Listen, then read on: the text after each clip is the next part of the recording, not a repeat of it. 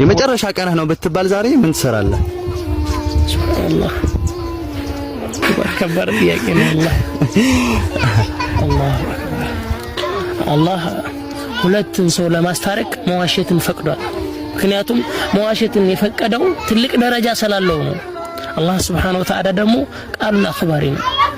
በዛ ነው ኢንሻአላህ አላህ ያርግልን። ኸይር ስራችንን ሊወስድብን የሚችለው የሰው ሐቅ ያኒ ሰውን ማስከፋት ነው። ያ በዱንያ ላይ ያስከፋነው ሰው ነገ የውሙል ቂያማህ እንትናችንን ከኛ ኸይር ስራችንን ይወስድብናል። የኛ ኸይር ስራ ካለቀ ደግሞ የሌሎች ያስቀየምናቸው ሰዎች መጥፎ ስራ ይጨመርብናል። ስለዚህ ይሄ እንዳይሆን በዚህ አጋጣሚ አፉ በሉኝ ይላለሁኝ። እንዴት ያስቀናል ድባቡ ፊቶች በብርሃን ሲዋቡ የተዋደዱ በሙሉ ተብለው ሲጠሩ የታሉ